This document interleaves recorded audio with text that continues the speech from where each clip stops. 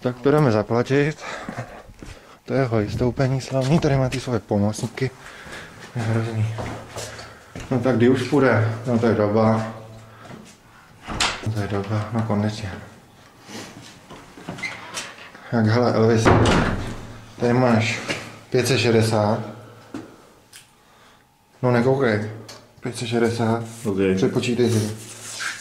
Domluvali jsme se na 550. Takže mi něco vrátíš, ale ne? Co je tohle za způsoby? No, konečně. Naschledanou. Bohe. Těšilo mě. Jsem kvůli tomu vůbec vylejzal. No počkej. A co tady to jako? Co s tím mám dělat? Si klidně nech. No a jako co s tím budu? To budu uklízet kam jako?